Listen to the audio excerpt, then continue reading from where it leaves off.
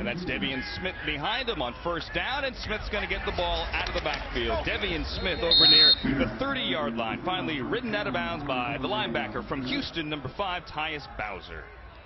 You know, this Tyus Bowser, number 5, is kind of an interesting dude, okay? He played college basketball at Houston his freshman and sophomore year. He's only 6'2½".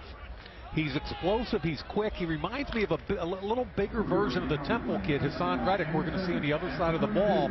He had sack production at Louisville, and he's playing off the ball now. He can really help himself if he can show coverage skills. 8.5 sacks in 8 games for Tyus Bowser as Peterman sets up a screen, and that goes nowhere. Devian Smith is nailed by your linebacker out of Florida, who had a very good week, Alex Anzalone. He's been one of my favorite players this week, Mike, because he's that new age linebacker.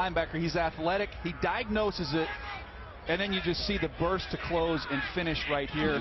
He's what you're looking for in a linebacker right now. Durability is a concern, but run, cover, blitz, that's what he does. Yeah, the Achilles heel has been, he's only started about 10 games in the last 2 years with a variety of injuries, and durability / availability is key in the evaluation process. Anzalone had a broken arm last year, looked healthy there. Now on 3rd and long, Peterman steps up in the pocket. He tries to flip it, gets it away to Devian Smith. So he creates something out of nothing. Well short of the first down, though. He gets it out to the 35, and it is punt time early here for the North. You know, DJ, one of the things I liked about him was quick feet in the pocket. You can see his eyes up, and as he scrambles, he flips it out. So instead of -4, he gave a running back a chance to get a first down. He doesn't have the biggest arm in the draft, but I really do like his pocket awareness. He's comfortable inside that pocket, and it's not something you see with all these quarterbacks at the college level. They want to get out of there the first chance they can. Here's Arkansas's Toby Baker to punt it away, and DJ Pumphrey, the leading rusher in the history of FBS football here, over 6,400 yards for San Diego State. The little guy, the lightest guy on either roster, is going to bring it out to the 29-yard line, and that is where we will see the first snap for the starting quarterback today for the South. Josh Dobbs from Tennessee, two-time, or rather second team All-SEC, won 23 games with the Vols, including 3 bowl games. Kind of guy you root for. He's got a whippy arm. He's got some size and athletic ability. The inconsistency with his accuracy is the biggest concern I have off tape, but he's one of the smartest kids in this game with the really enjoyed him. And Pumphrey, who returned that punt again, the leading rusher in FBS history, is in the backfield. He's going to throw it over the middle, however, to the blue chipper you mentioned at the top of the show, Mike. That's O.J. Howard out of Alabama.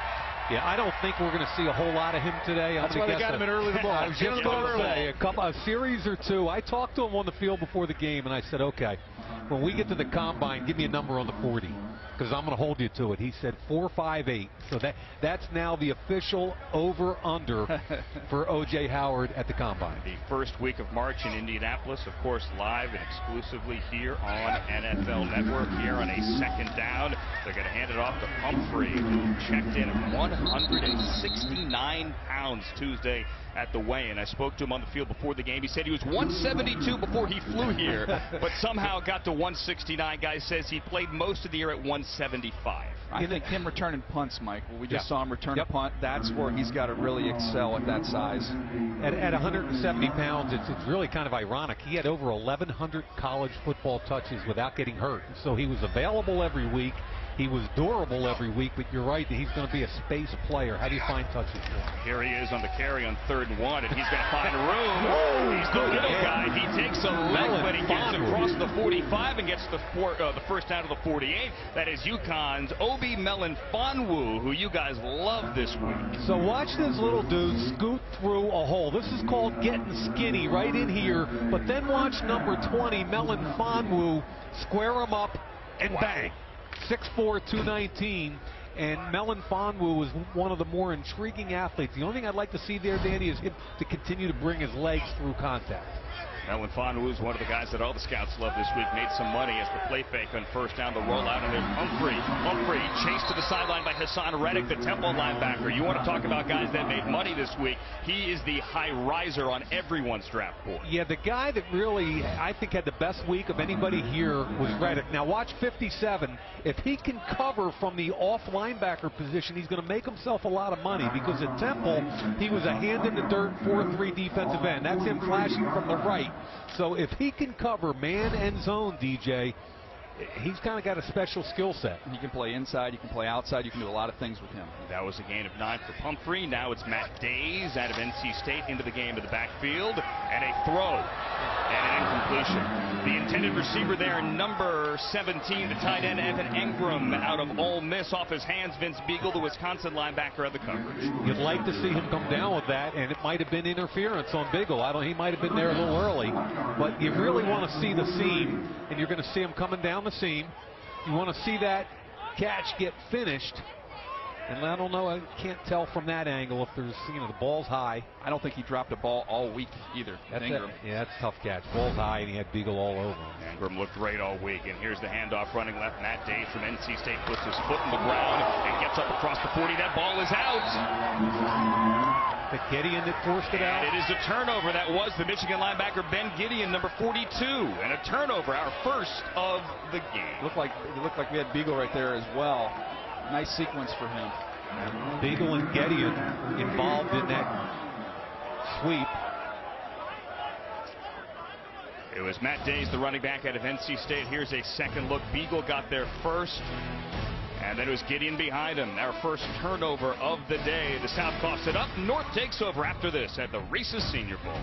From NC State, coughed up the football, turned it over 3 times on fumbles lost during the season. And here is another one. And here is the Wisconsin running back, Corey Clement, on the second possession of the game for the North. Corey Clement had a good week of practice as well. First team All Big Ten.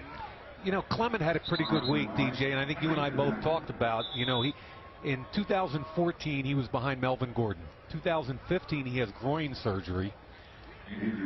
Had a big year this year, and I hate to see him down there. Boy. You hate to see it. The North was pretty healthy most of the week. Let's take a second look there. Clement, middle of your screen. Goes down on that left knee first. Hard to tell from that angle here. Hope Corey Clement is okay. You want to get through this week healthy. You want to get through the game healthy as well. So Corey Clement walking to the sideline. They're going to check him out of the sideline. Hopefully he is okay. Back after this from Mobile. Huge week knocking down linebackers in pass protection drills.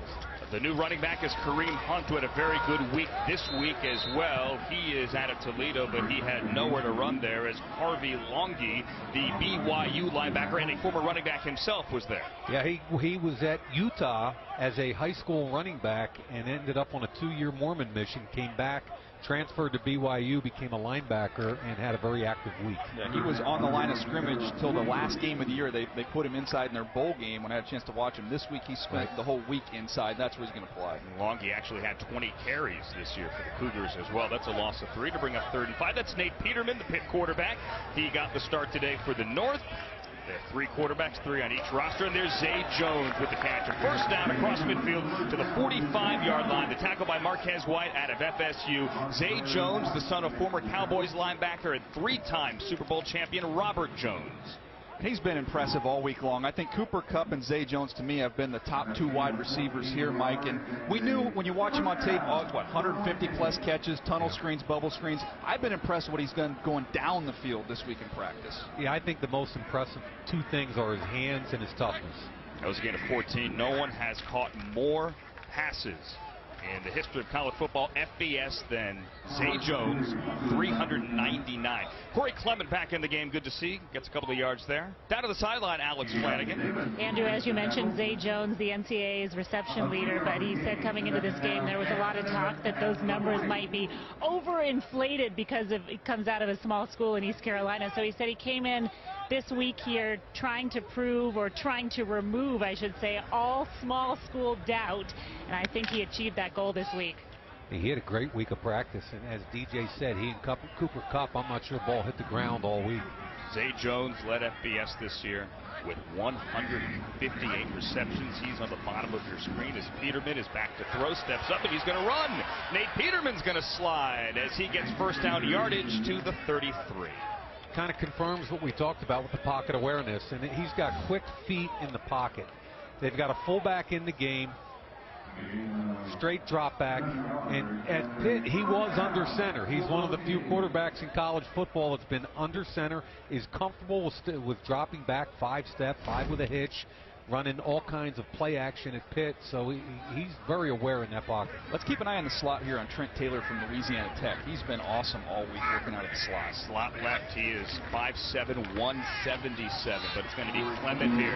Nice move for Clement across the 30, the 25, the 20. Corey Clement back healthy and to the 18-yard line. Jordan Stearns, the Oklahoma State safety guy. Yeah, he ran through the tackle of Rayshawn Jenkins, who's got to make this tackle. The safety from Miami right there. Steps through it, switches the ball to the outside arm, and maximizes the run. Good day so far for Corey Clement. It's a gain of 15 there as Kareem Hunt from Toledo checks back in wearing 33, the only man in the backfield. Zay Jones to the right, Trent Taylor and Jordan Robinette, a wide receiver from Air Force, blue helmet there, top of your screen. This is a first down for Peterman, hands to Hunt, and he gets across the 15 into a pile near the 13. I think the best offensive lineman in this game is probably Dan Feeney. Watch him at right guard and watch him explode into the defensive tackle and then move his feet. Snatches that left arm through and just cleared about 3 yards, and he had something to prove. He had a concussion early on in the season, missed 4.5 games, came back, had to play right tackle. And once Forrest Lamp got hurt, I think he became the #1 lineman in this game. He's got some major torque up top in his upper body and played some center and did a nice job at center this week as well. First-team All-American from outside Chicago says he likes Kyle Long's game. Who doesn't? Kareem Hunt out of a tackle, and he spins his way down across the 5 to the 2. Montravius Adams from Auburn, who's a big, explosive guy inside, almost made the play in the backfield. Watch that white helmet down there. He's going to beat the center's block. It's upfield, but the spin move by Hunt, north and south. We've talked about him all week, though, Mike. With Hunt, it's the balance that he has. Now, he's dropped a bunch of weight, which kind of surprised us, but you see a little bit of his balance right there. Yeah, contact balance after he's been hit, keeping his feet, maximizing the run. The leading rusher in Toledo history is trying to get to the pylon, cuts it back with a flag down to the backfield, and gets to the 1 there. The tackle by Duke Riley, the LSU linebacker. The power forward from Villanova, Passanio, got tackled right there, Mike. There's a lot of holding going on there. Holding. Offense number 72. 10-yard penalty from the previous spot. Remains first down. All right, so they get holding on Taylor Moten out of Western Michigan. We have an 8-man officiating crew today. James Carter, as you saw there from the SEC, is our lead official. This Moten kid's interesting. He's in the MBA program at Western Michigan. He's blocking on Villanova, who's a double major. And as soon as the Villanova kid gets through, you can see he just tackles him. I think it's kind of cool. Moten's mom is a woman that's high up in the hierarchy at Michigan State. He's graduated. He's now in the MBA program. This Tano Passanio from Villanova, double major. It's pretty cool to see that kind of academic prowess. Keep it on the ground here to get it across the 10. And Villanova, Mike, as you call him, as many people have called him here this week, Tano Passanio, we're going to talk about him for a while as Devian Smith has the carry, because he is the one guy, Hassan Reddick aside, that everyone has been talking about in the stadium, in restaurants and bars, everywhere. I mean, we talk about who do you get off the bus first with, you know, when you have a road game, and Tano Passanio from Villanova is 6'7", 280 pounds. He's shredded, and he's had a really good week as a small school player. Here's Devian Smith on the draw. Devian Smith across the 5 to the 4. It's one of my favorite players making the tackle there, Mike. You got Cam Sutton from Tennessee, who I've been impressed because they played him as the high safety. He's played outside at corner, and you see him right here playing inside as the nickel. The coaches, when you talk to him down on the field, said that he soaked up everything. Everything they throw at him, he soaks it up. And I thought it was a huge week for him. He missed 6 games with a broken ankle. And when he got back, for instance, I did the Vandy game, and I'm like, what's all the talk about this Cam Sutton? I don't see it. And then come out this week, he tackled everybody, competed. See quickness and explosion. All right, here we go. 3rd and goal from the 4-yard line. Devian Smith in the backfield. Peterman looking left, throwing back of the end zone. Zay Jones. Incomplete back of the end zone. He got maybe 1 down, but then, again, because it's not a team game today, it's about individual skill sets. You can see his hands, folks. Watch him get up. Wow. Try to get the left foot down. Oh! There's That's no the catch of the replay. day. I think he got it. One. Let's see if the knee hits first. The knee hit first, I think. I don't care. I'll take it. No, I'm all in. As a scout watching this tape, I don't care if they say it's a touchdown or not. I'll take it. That's all in, that effort. Great Good to me. Here's Zane Gonzalez from Arizona State. 22-yard field goal try is right down the middle and good. The most field goals in FBS history. He's not missing a 22-yarder. The North over the South, 3-0. Although, if this had been a real game, this might have been a real touchdown for Zay Jones. Wow. And a lot of room for the North Carolina State running back. Matt Days across the 40-yard line. Picks up big yardage to the 42. That's a gain of 17. I think our guy, Terrell Basham from Ohio, you can see him chasing here. He had contain. Once you break contain on that play, it's all over. I think as a defensive end, you're trying to hit the quarterback in this game. You're not giving much thought to the flip that they hit him with coming out the back door. Well, then I'm going to keep running. Yeah. Basham had a good week. The MAC Defensive Player of the Year with 29.5 sacks. Impressed a lot of people there, but got caught in the backfield on that one. After the gain of 17 in the 2017 Reeses Senior Bowl, the North has the lead 3-0, and there's a catch on the left sideline there by a guy that has impressed a lot this week, Chad Williams out of Grambling State, 30 career receiving touchdowns. Chad Williams, Mike, I mean, you go back and watch the tape from this week. I mean, he's one of the better wide receivers down here. He's got some big-time juice down the field. Watch his Arizona tape. I think it was 13 catches for about 152 yards, and he had free access the whole game. They weren't pressing him, but you could see him. You use the word juice. You could see explosion. You could see quickness. You could see natural hands. He came in here this week with an attitude and really took advantage of it. Also got into a fight late in Wednesday's practice. Coming up on 2 minutes remaining here in the first quarter. Remember, a change of possession at the end of this quarter as there's pressure. And Dobbs is going to get to the sideline and throw it away. The pressure there came from 94 Derek Rivers out of Youngstown State. You know, we were talking about Dobbs and his intelligence, and I think it's undervalued. How many of these kids go to practice every day and work the way they do? A couple of the most interesting internships as we did our homework on this game. Josh Dobbs from Tennessee is an aerospace engineer major. He interned at Pratt & Whitney, and look at Passanio, Villanova, double major in accounting and finance. His internship last summer, PricewaterhouseCoopers. Mike, when I was in college, I interned at the Chatola Resort in Blowing Rock and plunged toilets over the summer. And you were happy to have it. I interned at a sports radio station and once picked up golf balls at the driving range. As we have second down and flags as they had trouble getting away from center there, which was an issue all week long with these quarterbacks and will be an issue as you have spread quarterbacks and shotgun quarterbacks try to adjust to life under center.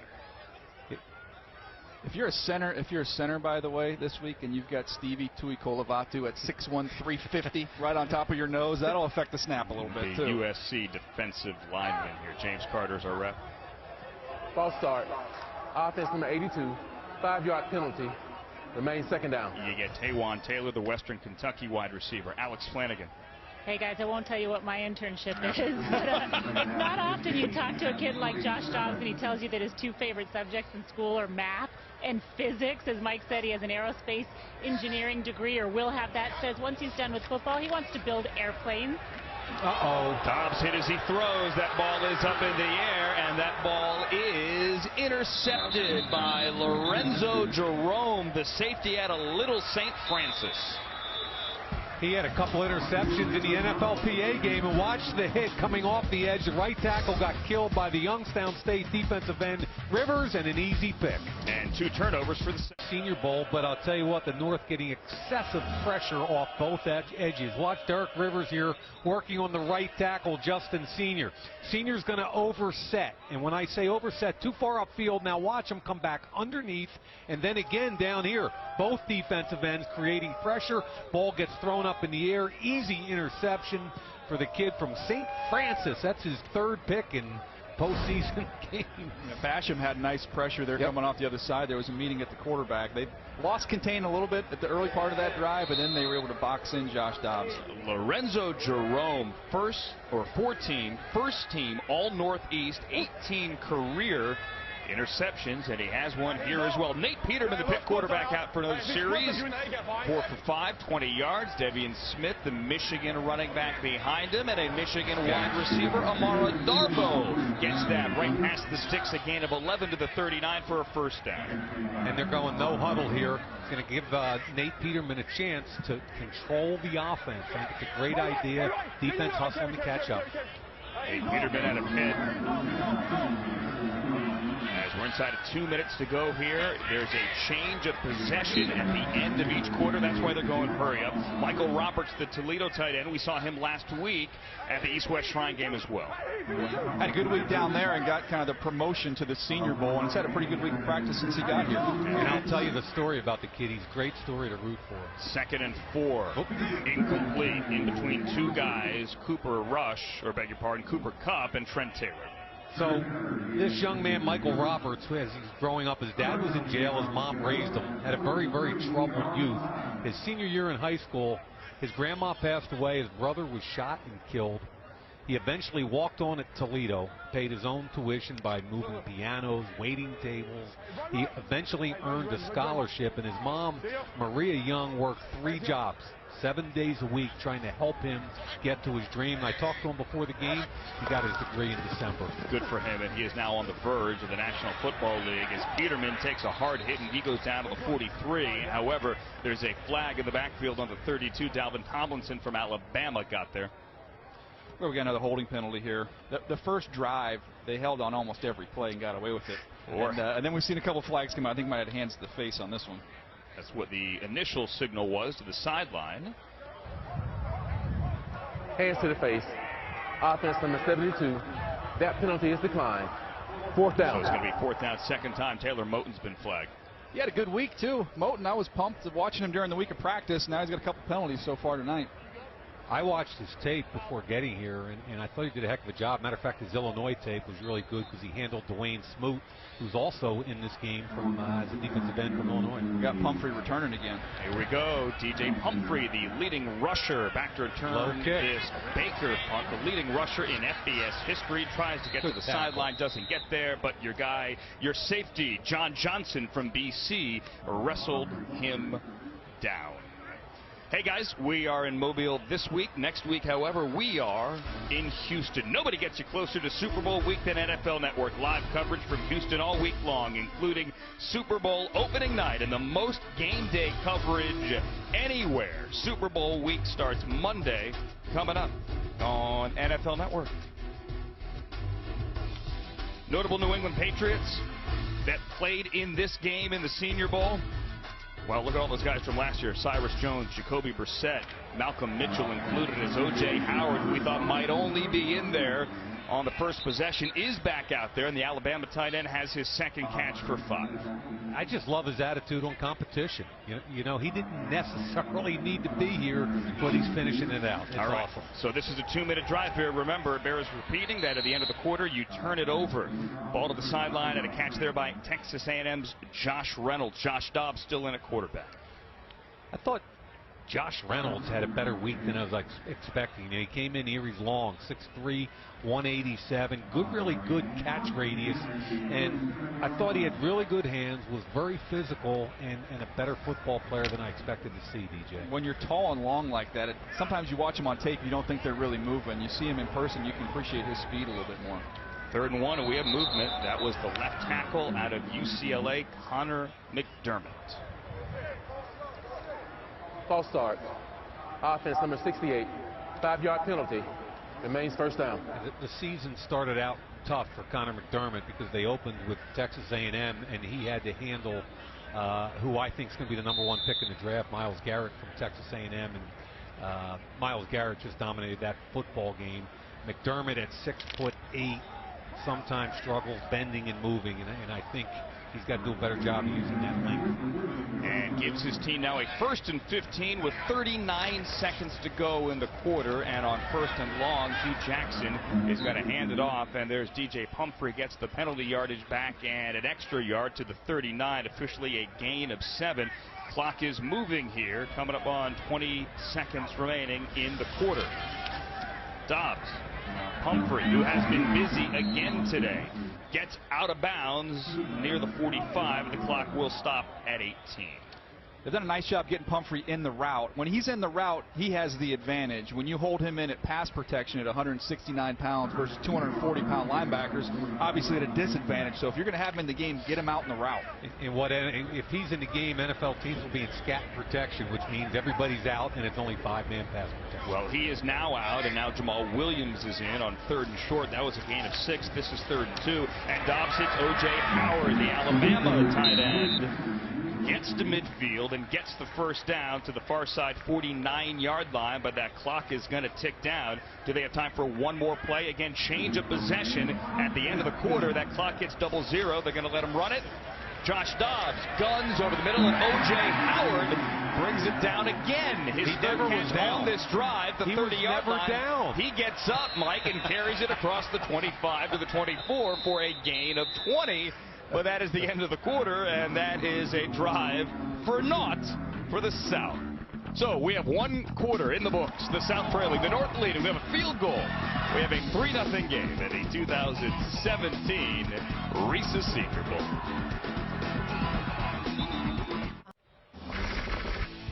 If you watch O.J. Howard at Alabama, you know he plays big in big games, notably national championship games. This is a big game with all the scouts and GMs watching, and he has 4 catches for 40 yards. Is it safe to say, Mike Mayock, that the Alabama tight end has made some money this week?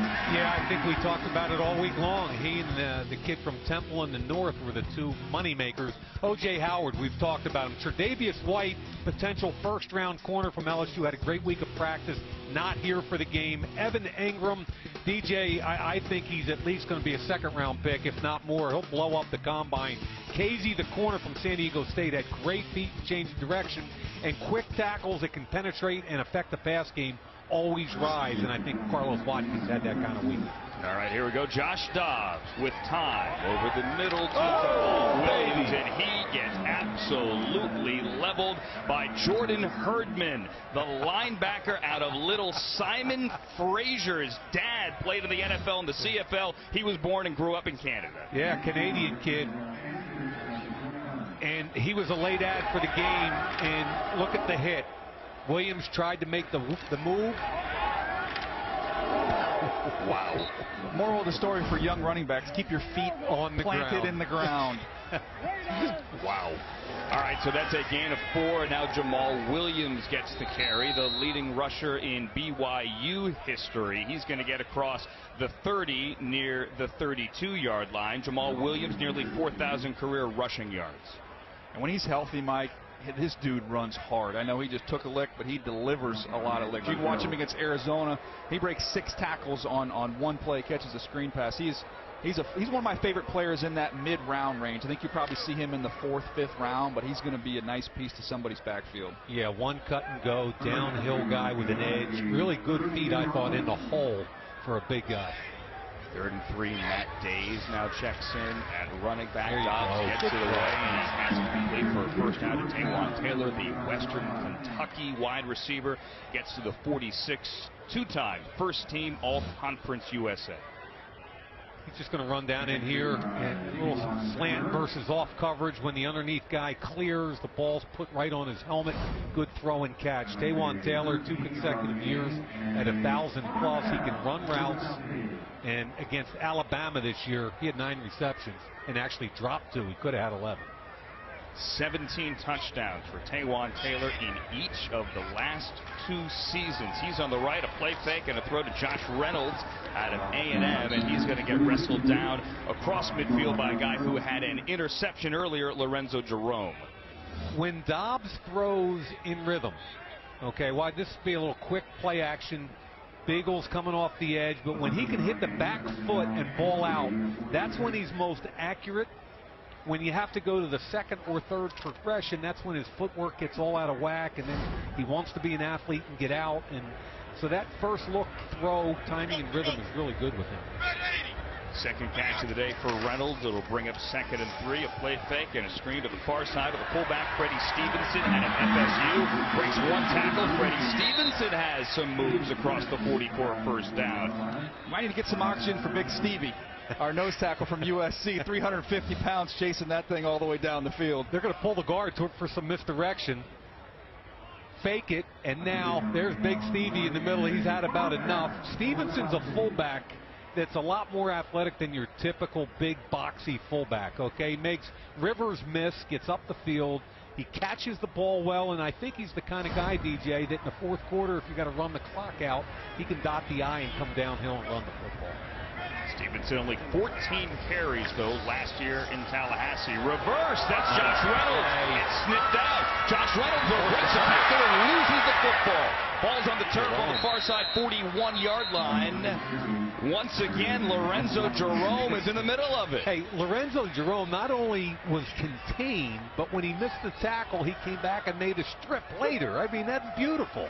Let's get St. Francis players at the Senior Bowl every year. Okay, there's the fumble. And the strip, it looks like Evans Reynolds gets got it back. But watch 22 flash over here. Contain, force it back inside, stay in the play.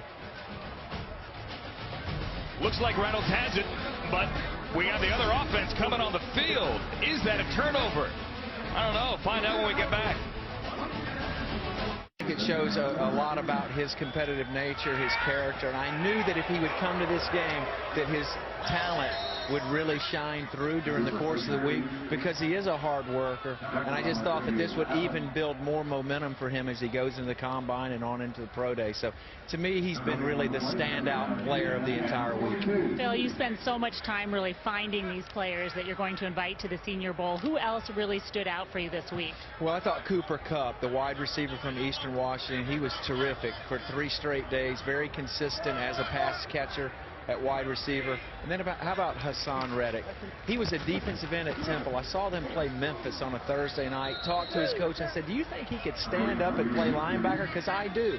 And Matt Rule, who is now at Baylor, said, I think he can. And so he has really stood out over the course of the week. Is there a Dak Prescott type player here? I don't know at the quarterback position. I do think that Nate Peterman's had a good showing so far. And, of course, I'm excited to see Davis Webb a little bit later. To me, those are the two that probably are closest to at least getting on the field as soon as next year, maybe. But maybe that player kind of that you don't necessarily see here, but goes and then becomes a big star in the NFL? Yeah, well, how about Gerald Everett from South Alabama, the tight end? I think he's got a big future because he's so athletic and fast, and he catches the ball extremely well. I think he's got a bright future. Well, congratulations again on putting together an incredible event. Andrew, I've been here 3 years, and I think every year it's really just gotten better and better. So congratulations, Phil. Thank you, Alex. Thank you, Phil. It's a testament to Phil Savage that there is so much talent here that all the eyes of the NFL are on this Reeses Senior Bowl, bringing in some great players year in, year out. C.J. Beathard is one of those players. He's now in at quarterback, grandson of former NFL general manager in Washington and San Diego, Bobby Beathard, and scrambled there for a first down to the 43-yard line, a gain of 12. C.J. Beathard will throw with a flag out, and he'll throw deep down the right sideline. Zay Jones goes up and brings it down for the touchdown. How about it's probably not going to count again? He's doing his Odell Beckham down there. I hope it's not an offensive hold, and I think it was. I think they might have hold the Villanova kid again. It's coming back. And DJ, the scouts don't care about the call. The scouts are careless. The 15-yard penalty remains first down. They get Kyle Fuller, the Baylor center. Zay Jones had a touchdown back of the end zone last possession, but he only got 1 foot down. Here, guys, down the sideline. If he's trying to sell catch radius, I'm buying. I'm buying the catch radius. Press coverage. Ball's in the air. Corner's late getting turned around. He tracked it the whole way. Body control. hand-eye. The kid is just finishing with an exclamation point. Like Odell Beckham. He beat Arthur Millette, the corner from Memphis who played in the NFLPA game. Did not practice this week, only got here yesterday. You talk to the coaches that have been around him this week, too. They say it's like dealing with a 10-year professional. When your dad's Robert Jones, he's played in the NFL for a long time. It's the family business, and he's having a great day. And your uncle is Jeff Blake, the longtime NFL quarterback. Here's De'Veon Smith, the Michigan running back, one of 7 Wolverines here, thrown down rudely by Demarius Travis, the Minnesota safety. You know, the Zay Jones conversation is interesting because we both watched tape before we got here, and he doesn't have overwhelming speed. People wondered how fast he was, but he catches everything. He's so tough, and all week long, Danny, he won the vertical stuff, double moves, great routes, etc. Yeah, he had a slant and go, and that's one of those one plays early in the week. Saw that, I'm like, I'm good. Just watch him move. The FBS career reception leader with 399. Again, nowhere to go for De'Veon Smith. You had Anzalone, the Florida linebacker, Montravius Adams, the Auburn D tackle, both there. That's Montravius Adams right there, Mike. Yeah, and you know, it was inside and outside. And watch Adams here and watch Villanova here, Passignon, and they both win. Adams from the inside out. Passignon against Biznawadi, and here we are, nice tight look. That's a good look. He beats the center, who can't get to him on his own on a reach block like that unless he gets help from the left guard. C.J. Beathard converted his last third down on a scramble. Now he's got to convert 3rd and 27. Wants the screen, and that ball is out. Picked up by his own offensive lineman, Zach Banner, who at 361 pounds isn't going to win any foot races. Now in the pile on the 30. If you've ever wondered what Andre the Giant would look like carrying a football, you just got your look. Jordan Willis, I believe, ripped it out. Both tackles got obliterated on the rush. And look at Zach Banner celebrating. It was a screen, right? Yeah, he shouldn't be celebrating because he got beat, and so did Biznawadi down here. So there's a meeting at the quarterback. And I know it was exciting for Zach Banner to get the football. How about Boulware? Boulware comes in there and throws a shoulder at Zach Banner, thinks that's going to get him down. Tyus Bowser got there along with Jordan Willis. And now a punt. DJ Pumphrey back to return, makes one man miss. Pumphrey, 25, and hit and thrown down. However, I think we have a flag. Do we have a flag?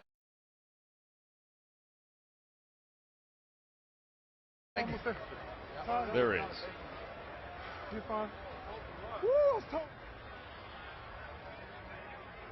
Who made that tackle? De'Veon Michigan. Smith. It was De'Veon Michigan Smith, helmet. the running back. How many Michigan guys are here? 7. All of them. And all the others were the East-West. There is no foul on the play for illegal substitution. All right, no foul. Not a lot of offense, but we've had a couple of would-be touchdowns, and we've had Zach Banner do this. Watch Boulware. Look at him Boulware go. come in here.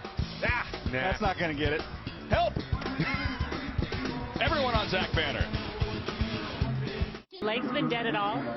Not really. You know, I've done a great job of recovering, you know, through the whole process. I was out training last week, got in the cold tub every day, so I felt good coming into this week. Mike Mayock saying, you know, a player like yourself really doesn't have to come to a game like this. You don't have to come here and prove yourself. What was your motivation for coming? Oh, I knew it was going to be a lot of great competition out here, and you know, I feel like I had to come out here and prove I could do a lot of things in the tight end position. So that's what my decision was, and you know, I came out. I think I had a pretty good week. What kind of things do you feel like you need to prove? I wanted to show I could be a 3-down tight end. I could run block. I could go out and make plays in the passing game, and you know, I had a great opportunity this week to showcase all of those skills. I know the scouts and evaluators sit with you guys all week, and they ask you a lot of questions. What was the most popular question that you were being asked? Do you love football? And you know, the question was, of course. You know, I love football. I've been playing it since I was 6 years old, so that's really, you know, all I really know. You played in a system in Alabama that maybe didn't showcase your skills as a tight end. What do you think you can bring to an NFL offense? I think I can be a big difference in the passing game. You know, also, you know, so I can come down and make those big runs, and I can make those big blocks for the running back. So, you know, I think I got speed that can help me get open in the passing game. Okay, you've got a little bit of time before the draft comes in April. How are you going to fill that time between now and then? You know, just go back and train. You know, I think I should work on my 40, work on my agility drills, get ready for the combine. All right, Mike, and you've got that 40 time that he's already promised you. Oh, yeah. Alex, he promised me a 4.58. He said so the that's 4.58 you promised him. 4.58. You sticking by it? I'm sticking by it. Okay, 4.58. You sticking by it, Mike? it's the official Vegas over-underline. On the line, a Reese's chocolate football. Well, if it's like today, he's supposed to play one series and kept going. He likes to under-promise and over-deliver, so I might take the under, Mike. We have a new quarterback in the game. It's Davis Webb out of Cal. 1 year with the Golden Bears, a transfer from Texas Tech. He turned 22 on Sunday, had a completion, and then he had an incompletion, and here he dumps one off to the tight end, Evan Engram out of Ole Miss. Well, let's take a look at O.J. Howard, what kind of player I think he is and how he might translate to the NFL. And, you know, we talk about just pure speed. Gets the ball on the sideline, outruns a tremendously fast Clemson defense. I think he is going to run 4.6 or so at 250 pounds. Now look at him separate from a safety in man coverage. People question whether or not he can do that. Trust me, he can. I love this catch. This is an NFL catch in between two safeties. He's tough, and he'll also... Here's Davis Webb taking a shot to Trayvon Doral out of LSU down the sideline, and Doral couldn't find that football to the boundary. Nice cover there by Jordan Lewis, who's another guy who's probably going to make his money inside covering in the slot. And Mike, nowadays, this is a starter. You have a nickel that can go in there and match up against some of these big-time slot receivers. You're looking for a guy like Jordan Lewis. He's competitive. I think I saw him get beat a bunch on tape, but you know where he saved himself? Is he's got superior ball skills. He's able, with his back turned to the quarterback, to find the football and make a play on the ball. And like you, I think he's going to survive inside as a nickel. I also think Des King from Iowa might be that guy also. This is 3rd and long, 3rd and 10. South has had 3 turnovers also at the end of the quarter. Let's see if they can convert this, and they do. Josh Reynolds on sideline gets both feet down. It's an NFL game. Have to do that and connects with Webb for the first down. So this kid threw the ball 52 times a game on average at Cal. Okay, 1-year starter. Now watch him just step up and rip it. His arm strength is really good. It was better than I thought. It's a cover 2 hole shot, meaning it's in between the corner and the safety. It's a timing and rhythm throw, and he put it right on him. The corner there, Rasul Douglas, who had a good week, number 13, out of West Virginia, when they handed out the superlatives Thursday night. Davis Webb took the honor as the best quarterback here, as one of these QBs looks to separate. Many thought it would be Nate Peterman. Also had a very good week, but Davis Webb got the honor as he hands to Jamal Williams. Gideon from Michigan, among others, is there, and Gideon's going to ride Jamal Williams all the way back to the 45. I thought Callis was supposed to be the wrestler from Michigan. That was Gideon. That was a WWE type move right there. Look at this thing. Look at this, Mike. Watch the end of this. You know what? It was Wormley there, 43 at the end, who threw Toth. Saw the blue helmet, threw Toth, the Kentucky center. You got it. You got to get the pin right there. 1, 2, 3. Guys, that's every day in a Jim Harbaugh practice. That's nothing new right there. How many of those helmets have we seen in the last 2 weeks? You can't get a cup of coffee without running into a Michigan player in Mobile. I mean, we had, what, 5 or 6 last week at East-West, 7 this week? Exactly. Play fake. Slant 2 men in the neighborhood. You have Davis Scott and Josh Reynolds there. Reynolds is going to take it and get a first down on the 29. Good job by Davis Webb getting the ball out with pressure. Somebody ran the wrong route. I think it was Artavis Scott from Clemson. But, so, little quick play action. Remember, he's never been under center in his life. And you can see a little traffic jam there.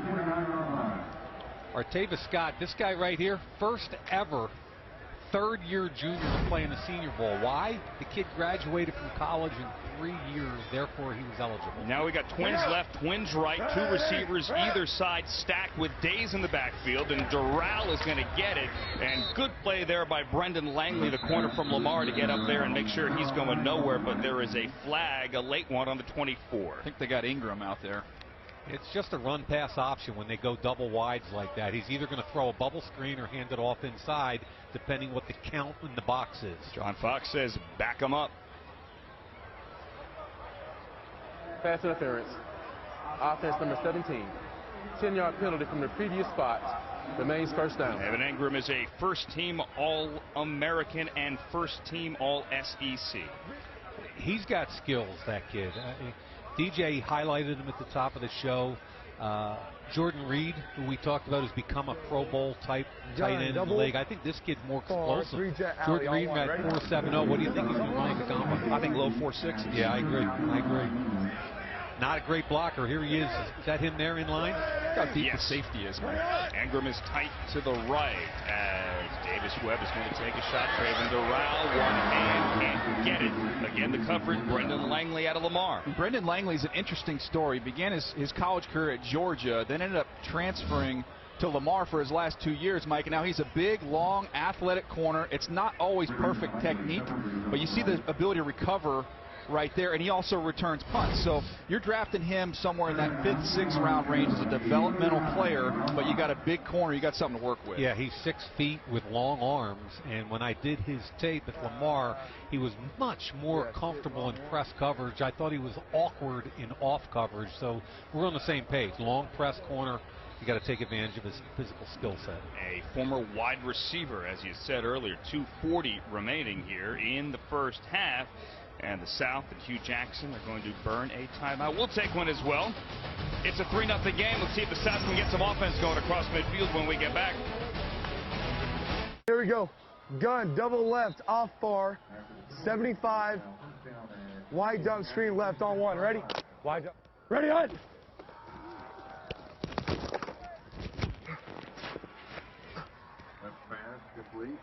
Q, strong, left, close. 35 power on one. Ready? It just highlights the difference in verbiage when you're in a spread offense in college, and then all of a sudden you got to get in a huddle and spit out all this verbiage, and it's a difficult adjustment for most of these guys. But he worked out of the shotgun at Cal as he is here, and he's going to take a shot to Josh Reynolds down the sideline. Josh Reynolds has a touchdown.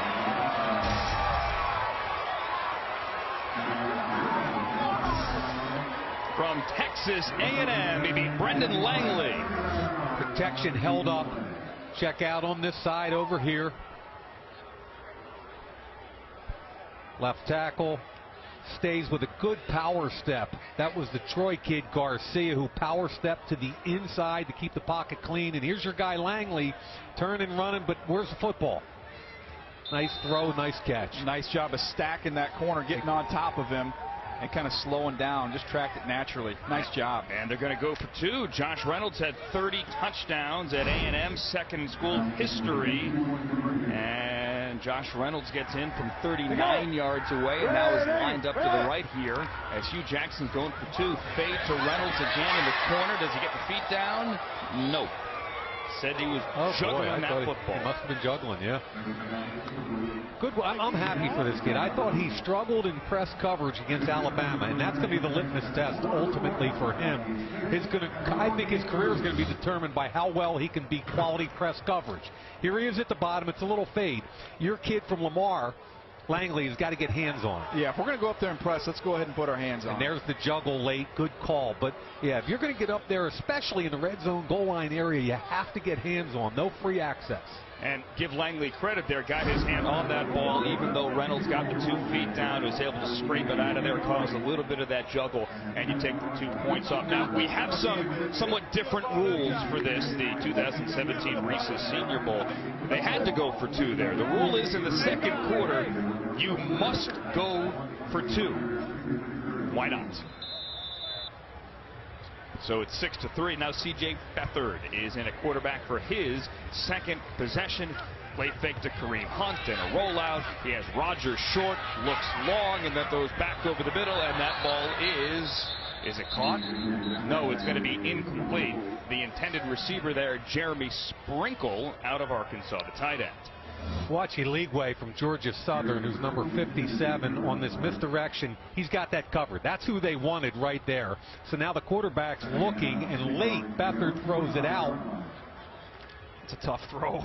Cross his body. Yeah, it's on the ground, no good. But nice job by Eligwe, who was dismissed from Florida State, was the leading special teams tackler in 2013 as a redshirt freshman. Florida State was dismissed. Very explosive kid now at Georgia Southern. Surprised they haven't got Cooper Kupp the ball down the field yet. Right here. Cooper right here. Kupp, bottom of your screen on the left. Beathard's looking that way. And Cooper Kupp on a ball behind him. Grabs it with that right mitt at the 29. Ball was deflected, Danny. Just a natural reaction to stab that thing out there. Look, that's an opportunity for him. We came into today saying from the week of practice, Zay Jones and Cooper Kupp were the best 2 wide receivers. Zay Jones has done his thing. I don't care if they counted it or not, but Cooper Kupp showed you his hands right there. I guess I should say hand. The one hand. 428 career receptions plus one more for Cooper Kupp. 2-minute warning at the Reeses Senior Bowl. So we got C.J. Beathard in the game with the 2-minute warning now. To 6-3 game, second quarter. Beathard is going to take a seat. And that's 93, Deontay Davis there from Tennessee Chattanooga. Deontay Davis is 6'3", 274, kind of a smaller but explosive edge guy. I think Brandon Graham type of player from the Philadelphia Eagles. And that'll bring up fourth down. Deontay Davis, career 31 sacks. It's going to bring Toby Baker out to punt out of Arkansas, and Donnell Humphrey from San Diego State is set to return at his own 35-yard line. You got Zay Jones as the gunner here on punt, so it's fun to watch these receivers. Probably haven't done a lot of this at East Carolina. Zay Jones, the bottom of your screen, wearing number 7, the guy that had 2 would-be touchdowns called back today.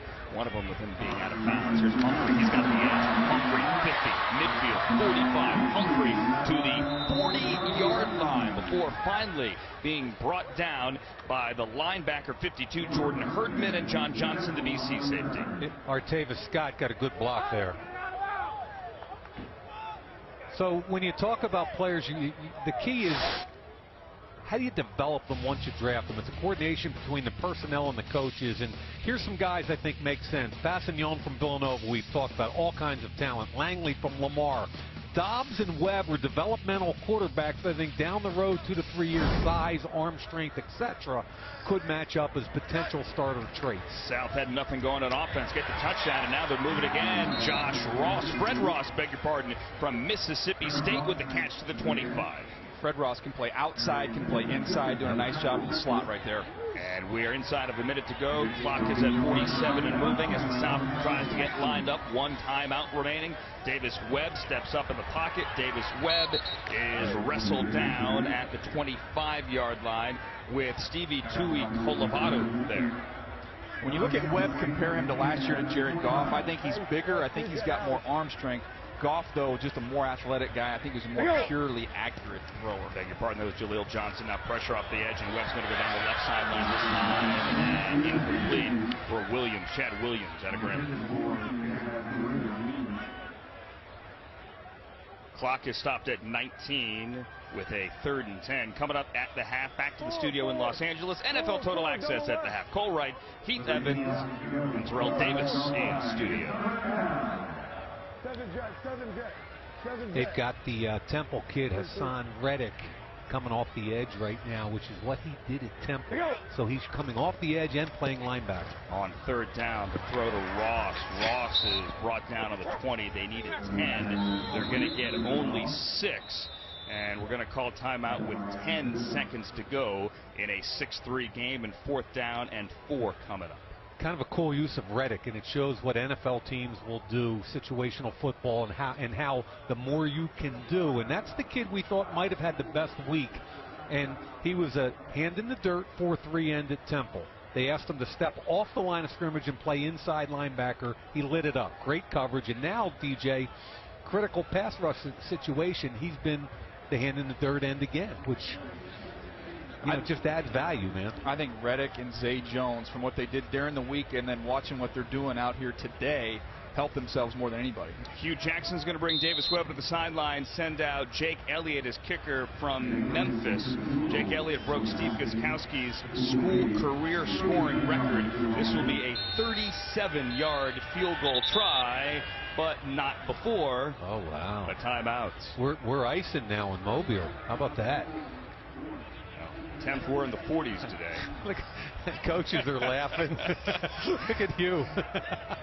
John Fox is icing the kicker with 10 seconds left in the first half at the Reeses Senior Bowl. Why not? Hugh Jackson going, you got to be kidding me. That's very funny. Oh, why not? We saw Brenson Buckner last week at the East-West Shrine game burn 2 timeouts in the final minute when that game was over. I ran into him in the hallway after the game. I said, good job with that. He said, hey, I've always wanted to do that. Always wanted to. So he had a chance to burn his timeouts, and now John Fox is going to make Jake Elliott think about this 37-yarder. Career nearly 78%.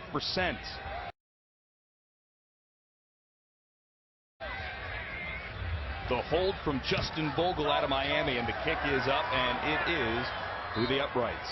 It didn't work.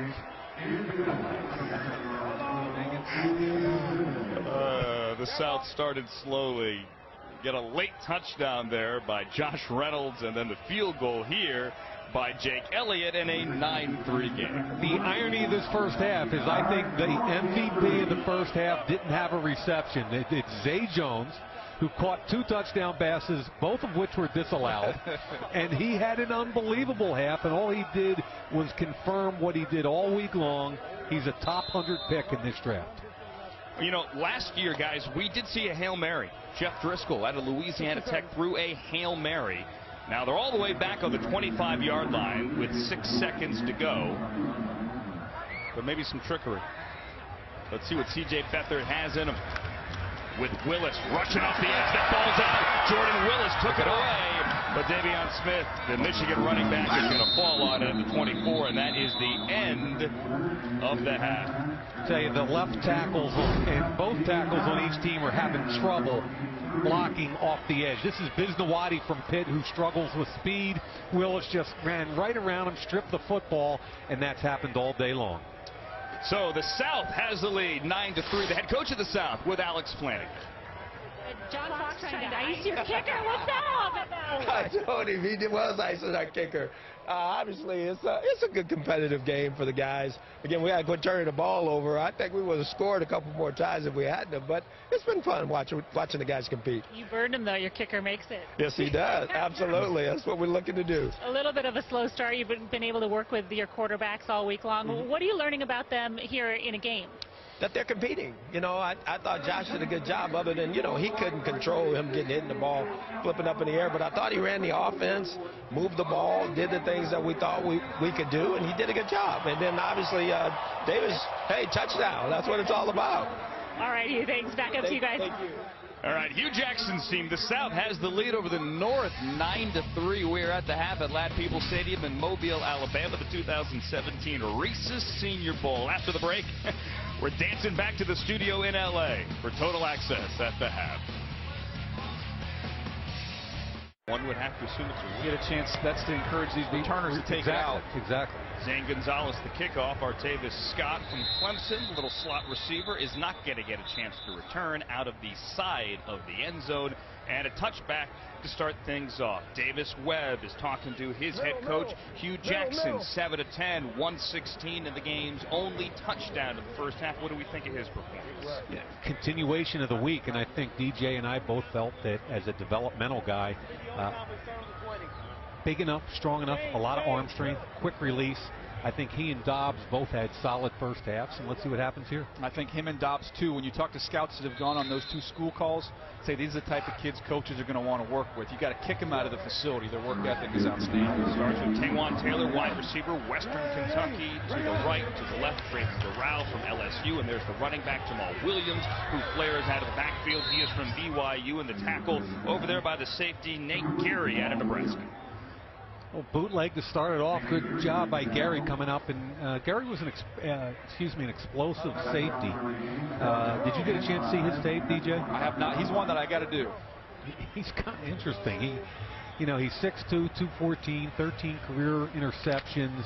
He's got really good zone eyes, meaning he trusts his eyes, drives on the football, has had some off-the-field stuff that he's going to have to qualify, but he's a nice athlete.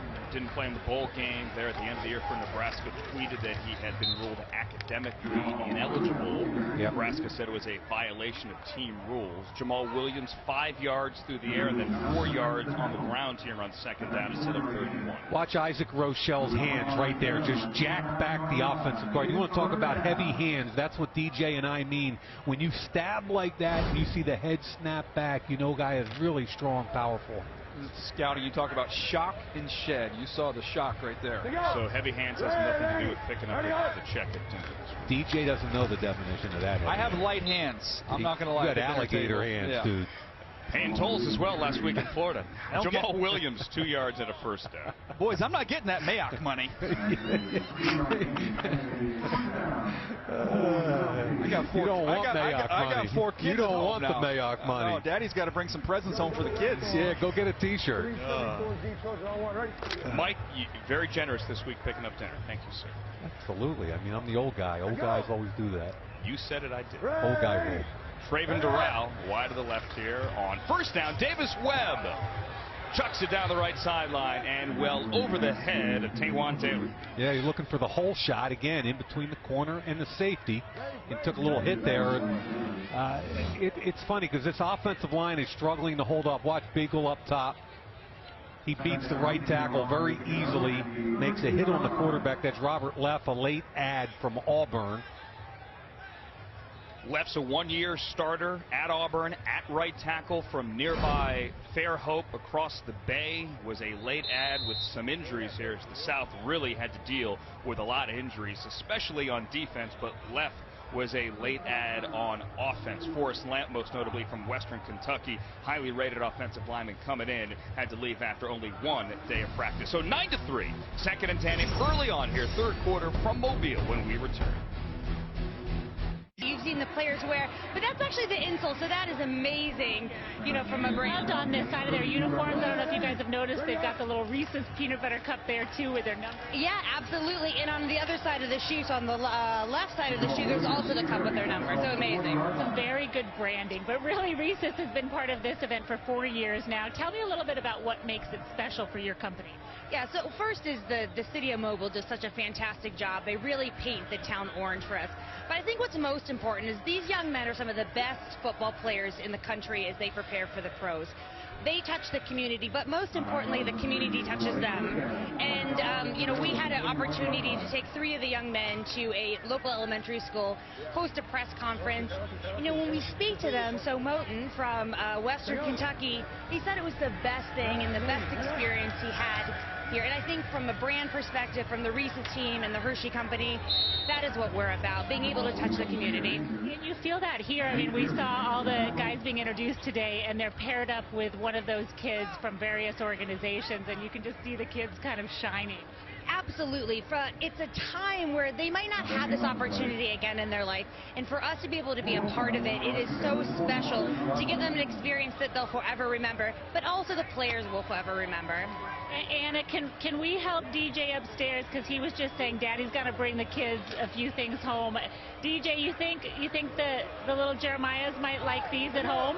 Yeah, just don't show them, because a lot of that could be eaten on the airplane on the way back. I know, you only need one at home. I tell you, it takes about a month or so to get through these, right? 1 pound of Reese's. Put it right here. Anna, thank you. You guys really have done a great job, and thank you for all the awesome candy this week. You're very welcome. We're happy to do it. It's been a great time. We can't wait for it till next year. Awesome. Andrew, back up to you guys. All right, fun times this week. Thank you, Anna. And on fourth down there with Reese's peanut butter cups on the soles of their shoes, we have the South picking up a first down and a Davis Webb keeper. Now here he is to throw from the 45, and he's going to loft it deep. Once Josh Reynolds, and cannot connect this time.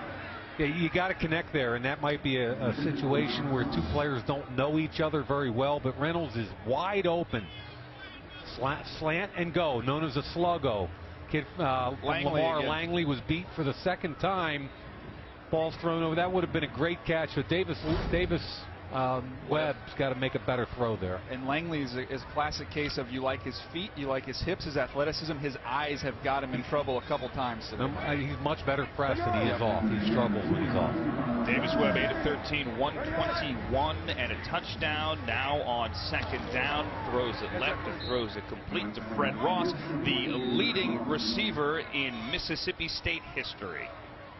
Mike, one of the things that's interesting to me in this game, when we watch these teams practice during the week, you notice the Browns team here with Davis Webb, they're running zone read stuff.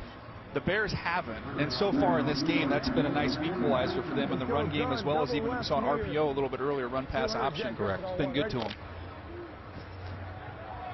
See what Hugh Jackson dials up here on third down. He's got Traven Doral there, bottom of your screen. He is on the left. Eric Saubert, the Drake tight end, checks in. 89 blue helmet on your left. The throw is going to go to Clemson, though. That's Artavis Scott, second team All-ACC, 3 years of at least 75 receptions, and this one's for a first down.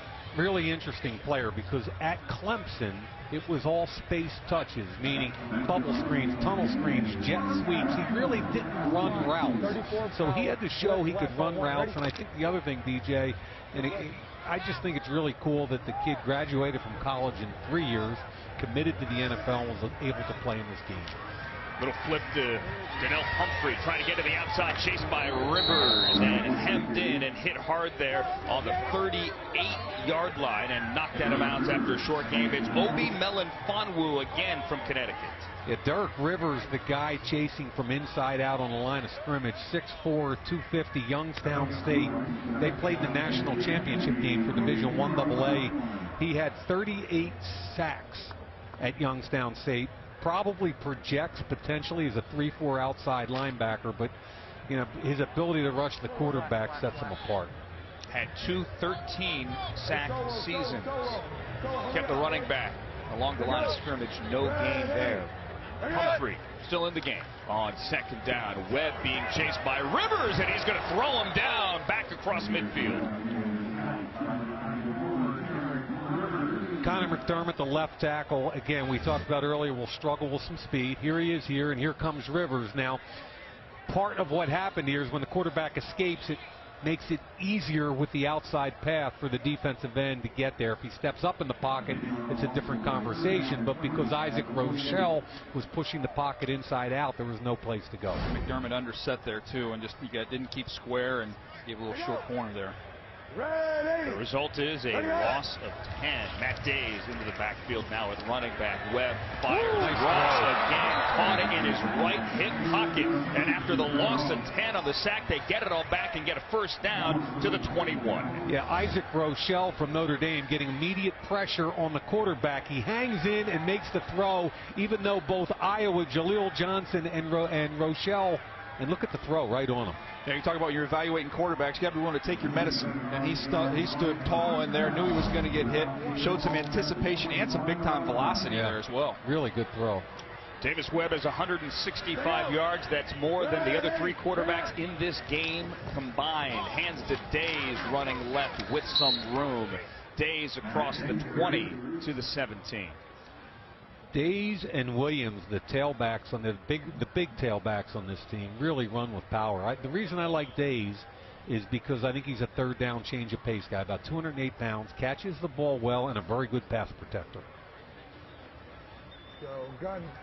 On the defensive side of the ball, we got Rasul Douglas here on the bottom, who's one of the bigger corners at 6'2". You got a safety on top of him, who's 6'4", and so these guys can actually show up and press and force the run as well as cover. You got Douglas against Reynolds there. Days runs left. Days with room. Puts a move on Melifonwu and gets inside the 5. Still a pretty good tackle in the open. Having been a safety, you're scared. That's a tough He had a two-way go. He has a two-way go on you in the open field, and he still dragged them down. So that's a pretty good job by Melifonwu. They're going to run zone read right up in here. Good blocking at the point of attack versus Reddick. And now watch the safety. Two-way go, he gets them down. That's all you got to do in the open field. When you're and a good hustle when you're behind. 6'4", that's a difficult play to settle down and be able to redirect and make that tackle. That was good. Yeah, I'm sorry. No, it was good for 15 yards, and this is now the 16th play of this drive, and it's Days into the end zone for a touchdown for the South. Right side of the offensive line did a heck of a job there.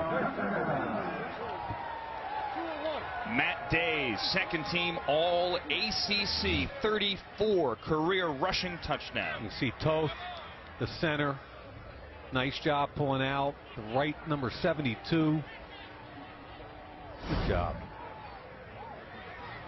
Matt Days makes it a 15-3 game, 5 carries and 40 yards. Last time, because the rule said you had to go for 2. In the second quarter, they went for 2, didn't get the 2. This time, it's going to be Jake Elliott on from Memphis. Guys, Jake Elliott has never missed an extra point in his career.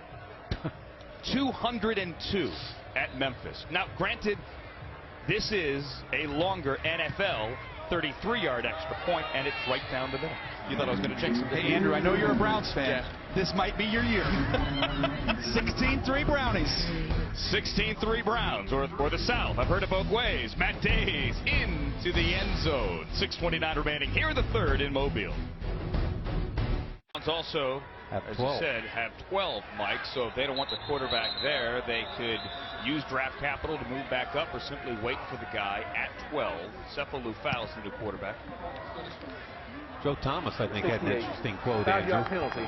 First down. And Joe Thomas said, and Kyle Kalis gets called for moving early, Mike, that at number 1, the Browns' perennial all-pro left tackle, that you have to go pass rush there. Why take the quarterback and put the pressure on the organization, right, on the quarterback, on everybody? Go with the best player. The best player goes after the quarterback.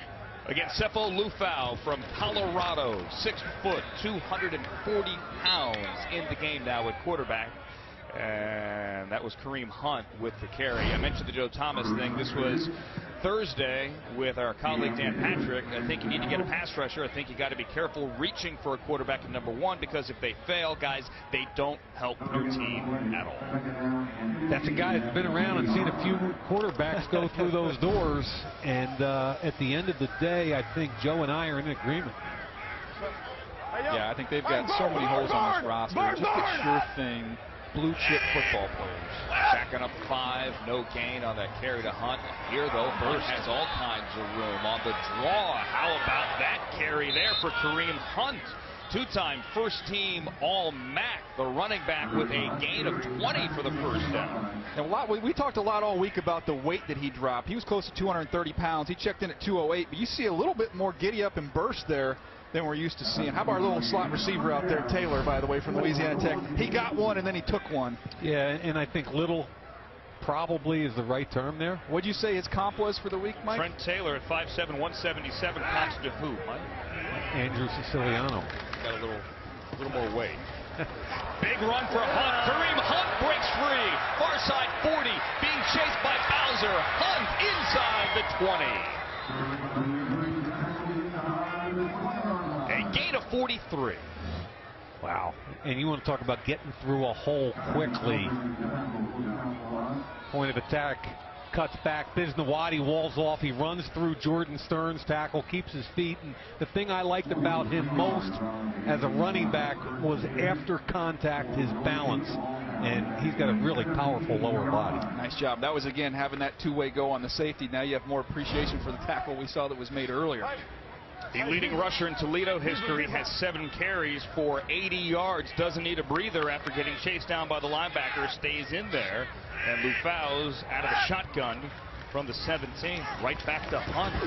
He had room, but Ben Boulware closed that hole quickly. The linebacker from the national championship house. He's an interesting character. He loves football.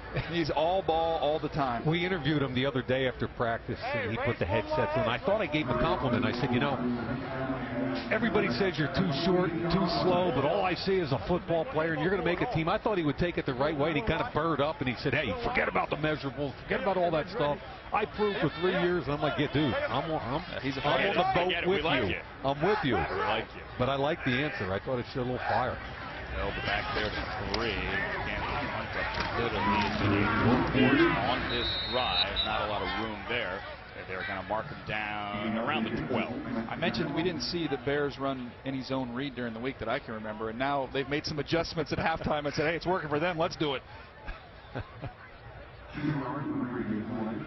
John Fox coaching with his Chicago Bears staff, the North all week. Let's give Zay Jones another chance here. What do you say? Throw it up, man. Zay Jones is going to break the huddle, and the East Carolina wide receiver. And it's a 2-by, yeah.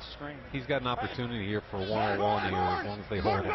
Throw it up. 5, got Robinette, Trent Taylor to the left, Davion Smith in the backfield. Smith is going to get the carry, looking for a seam, and he's not going to get it. They're going to give him the 11-yard line to bring up 4th down. That Montrevious Adams, big number 1 from Auburn.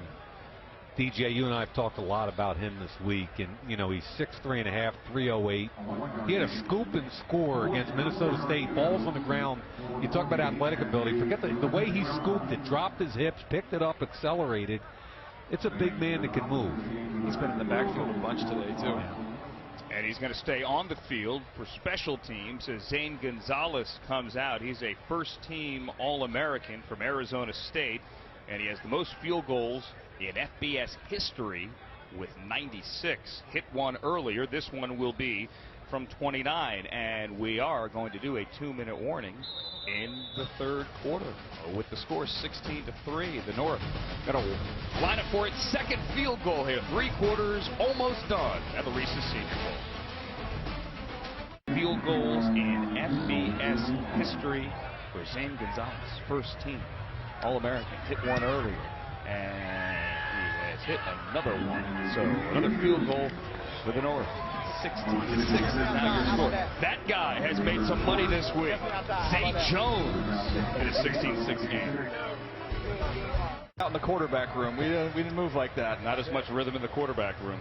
Antonio Pipkin is the new quarterback, and Antonio Pipkin is going to throw a completion to Gerald Everett, the tight end there from South Alabama, and they go hurry up. Pipkin, the small school quarterback of the 6 that are here today. He is from Tiffin in Ohio. Pipkin can make some plays, but he's got to be aware of those around him. Carroll Phillips, the Illinois rush end, brought him down there.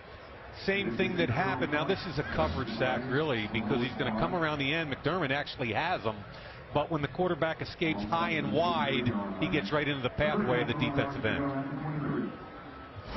9 sacks rather in 2016 for Carroll Phillips. Now Pipkin is going to throw right, and Pipkin is going to get picked off. It's picked off by Brendan Langley out of Lamar, and that ball comes out. Kenton from Missouri picks it up there as we had Langley go to the ground, but Langley picked it up. Looked like a wide receiver there going the other way, actually. He played some receivers. He did. Yeah, and good and bad for a small school quarterback. Watch him climb the pocket with quick feet. And you like this part of it. He sees it, climbs the pocket, eyes downfield, but then you can't make that throw with a hang defender right underneath your intended receiver.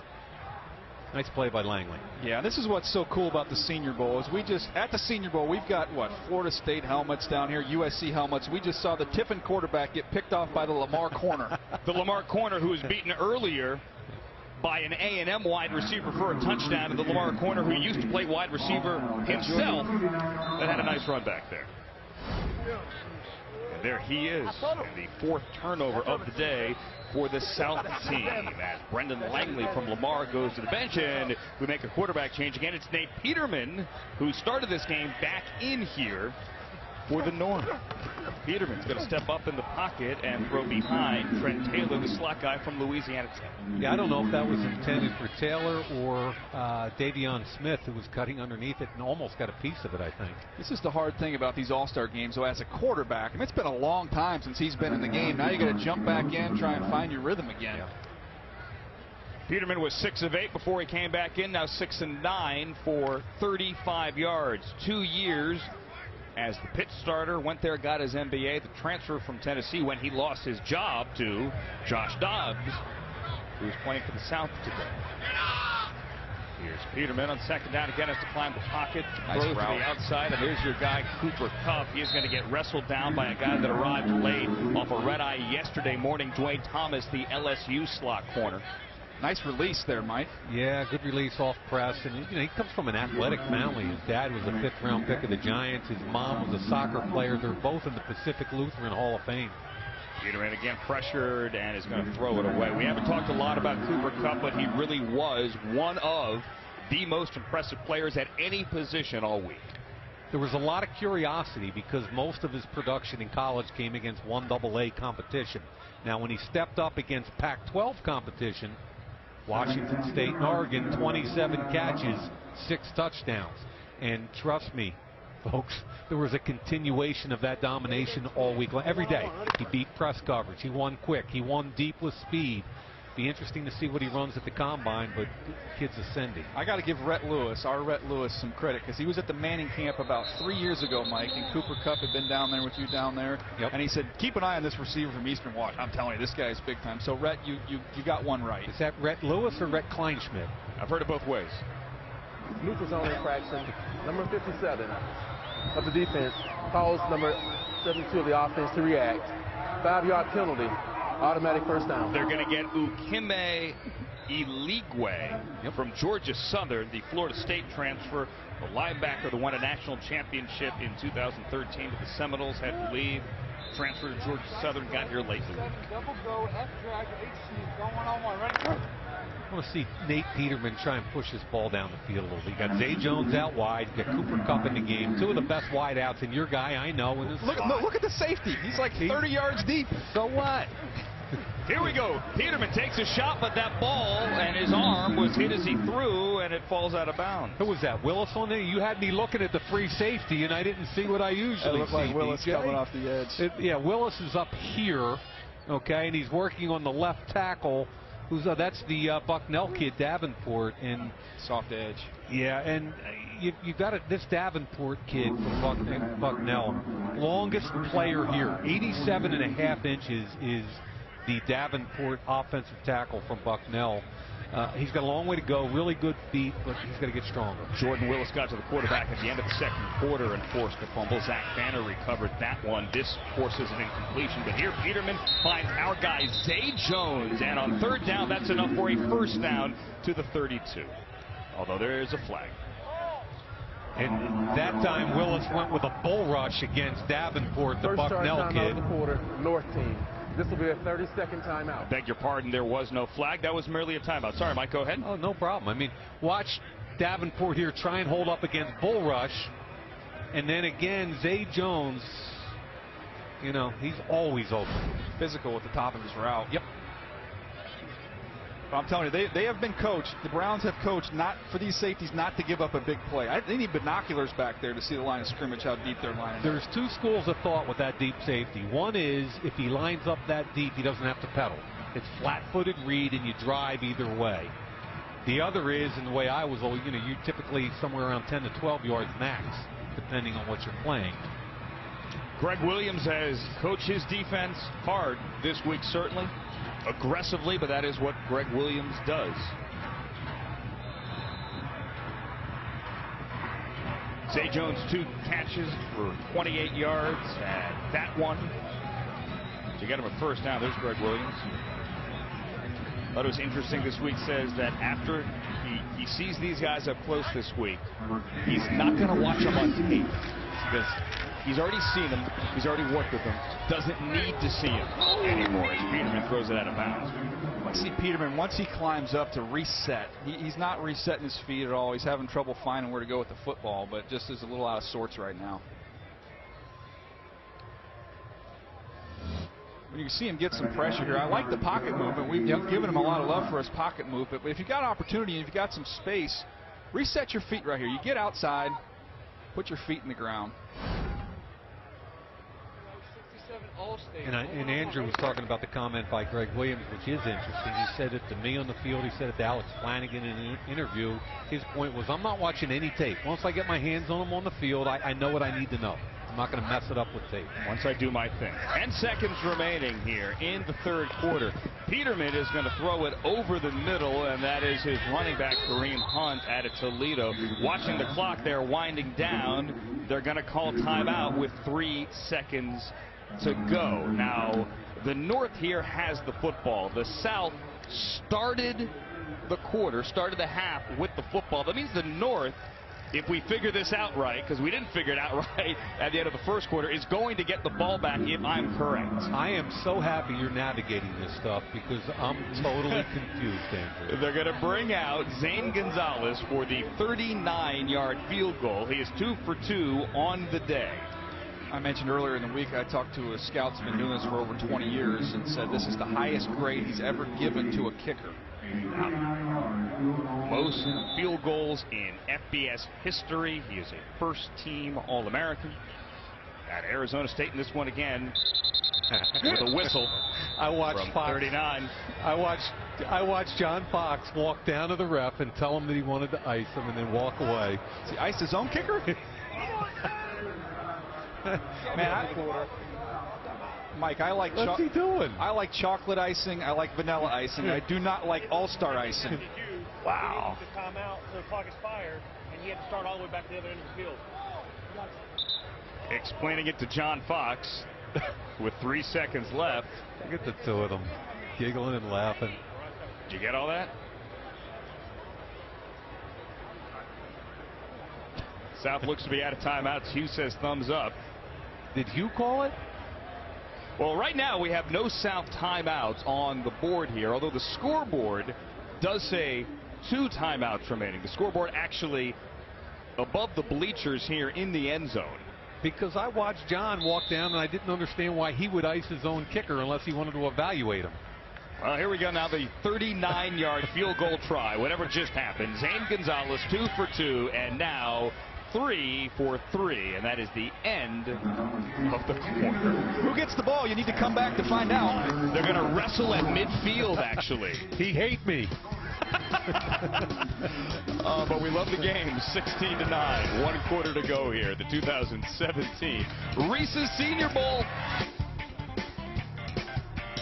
Field goal, because the South started the 3rd quarter with the ball. The North will start the 4th with the ball, and Peterman will start off the play fake with a completion to Zay Jones, who's across the 45 for a first down, and before Arthur Millette from Memphis got him. So here was the bull in the china shop all week long. Vanderdoes from UCLA had an ACL 2 years ago, an off year this year, but all he did was throw people around this week. Zay Jones against press coverage, up the field, work across. His ability, he gets hit hard there. But Zay Jones' ability to contort his body and change his hands and make it's just fun to watch. Here's Kareem Hunt with a cutback there. Nice cutback there for the running back out of Toledo. Gain of 3. It's always fun to kind of compare, DJ, college players to who you might think they could compare. I had O.J. Howard. You and I agreed with that one with Olsen. Passignon is the same height, weight, and arm length as Dunlop. 2nd-round pick to Cincinnati. Forrest Lamp, I thought, was the best O-lineman here. Cody White here. They're the same height, weight, and style of play. Both left tackles that will kick inside. Peterman, best case scenario, Kirk Cousins. Now, that's what his college coach told me yesterday. And then we had Evan Ingram and, of course, Reed from the Washington Redskins. 2nd and 8. Play fake and a rollout. That Sam Rogers, the Virginia Tech fullback, caught it and got upfield before Alex Anzalone from Florida chased him down. And that's Anzalone showing some of that sideline-to-sideline range that he possesses. To me, you want linebackers right now. You'll sacrifice a little bit of thump and take on for a guy that has that lateral range and can really, really run, and you'll see it right here. Play action, and then he's got to follow and track from the backside, the fullback crossing across the formation. That's really athletic, man. Anzalone can run. Duke Riley from LSU also on the South defense, wearing number 0, but not on the field right now. He too can run, and it's a 3rd and 3 here for the North. Let's see who Peterman trusts on 3rd down. See what he does. Looks to the right, has to backpedal, and he throws for Zay Jones, and he caught it. I think you got your answer. Wow. What a game for Zay Jones. Yeah, Montrevious Adams is all over him on the throw, and I give the quarterback credit for, and I think that ball hit the ground. They owed him one, Mike. They owed Zay Jones. They owe him a couple. Let's see. I mean, look at the it's great coverage. We're going to call that a catch. We're going to give it to him, of course. Yeah. The LSU corner involved there flew in yesterday, right, Andrew? That would be correct. Dwayne Thomas from LSU actually flew in to replace a LSU teammate, Tre'Davious White. They passed in the airport at Phoenix. Here's Peterman going down the sideline, and incomplete for the guy that we all like there, number 10, Cooper Kupp. Oh, he got held there, Mike. Yeah, I think mid-route he was definitely held. Let's see what we have here on Cooper Kupp against that LSU corner we're talking. We stacked him right now. He wins. He held him a couple times. He got him a couple times there. Well, the story is Dwayne Thomas was in Phoenix working out. His teammate Tre'Davious White, who had a very good week but then had an ankle injury, landed in Phoenix, again, where they are both working out, and called Dwayne Thomas when he landed, "Hey, man, can you come pick me up?" And Thomas said, "I'm on my way to the airport. Actually, I think I'm flying out now to replace you." He took a ride out of Miami, changed planes, ended up in Pensacola yesterday morning, and then drove here. So I hope he let him use his car. I mean, is that the end of the story? I don't know. Here are the keys. They did throw a flag late there, by the way, to get the holding penalty, get a first down. So it's a hold there to bring up first down. A defensive hold on the 35, and Kareem Hunt is going to go into the middle of the line to the right. Speaking of LSU defensive backs, they have cranked a lot of them out in recent years. Wow. And every position they've cranked out NFL players. They've recruited as well as anyone in the country. And Eric Reed as a safety, Claiborne as a corner, Patrick Peterson a Pro Bowl corner. All you have to do is go year by year and look how many LSU guys get drafted, and you can make the argument that Alabama, LSU, Ohio State recently. Who else would you throw in there, DJ? Well, Ohio State's the new one right now. Yeah. They got a bunch of them coming this year. A couple of would-be first-round DBs. picks, yeah, for Ohio State in the secondary. Peterman finds the pocket. That was a hold. And gets brought down with that ball coming out. He was brought down by Tano Passigno from Villanova. Got it from behind. Montrevious Adams there on that football, and it is a turnover. Yeah, and this is Passigno, the defensive end that we've been talking about from Villanova. And he's 6'7", 260. He gets the edge on, I believe that's the Kutztown kid. Is that Kutztown or is that Bucknell? That's Bucknell, Davenport. Davenport. Yep. He gets his edge, uses his length to flatten, and gets the hit on Peterman. And it is a turnover, another one. This time it's the North turning the ball over. 16-9, fourth quarter. One call back on a go route, but we put ourselves in position right here to be competitive in the fourth quarter. As we have a carry here down the left sideline, that's Matt Days out of NC State, and Days is going to take it across midfield, across the 45. Hey, Dal, this is Mike. It's not real hard to look at your team and go, there are a couple of wideouts that kind of played very well all week long, and they're doing it again today. You mentioned East Carolina, Zay Jones and Cooper Kupp. Can you kind of give an overview of those two kids? Yeah, those two have had a really impressive week, really football smart guys, and they've shown up today. They showed up all week, so it wasn't a surprise to us that they played the way they have so far.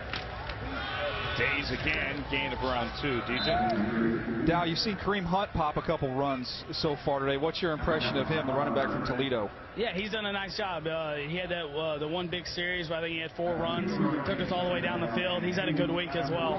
It's interesting because you can look at a guy like Dan Feeney and he's played a lot of football, and then you look at the kid from Bucknell who's got an awful lot of ability but hasn't played as much.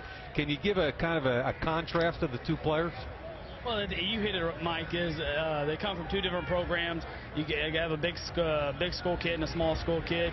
We're very fortunate here because we have an offensive line coach. It's a really good evaluator, and Jeremiah Washburn. He's been impressed with both these guys all week.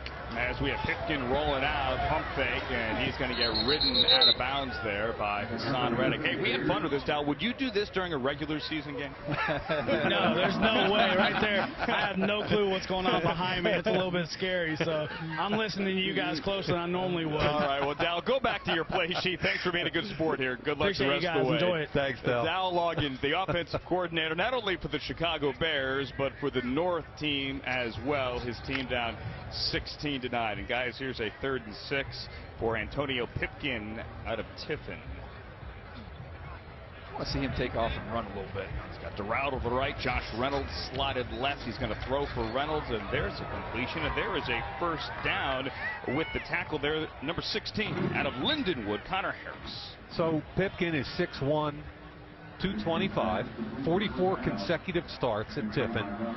Keep in mind he played basketball at Tiffin as a freshman and sophomore, and he's being tutored by the quarterback guru George Whitfield, who happens to be a Tiffin alum. So it'll be interesting kind of to see his development as he continues to work with George. DJ, what do you think of him? He can run 25 career rushing touchdowns.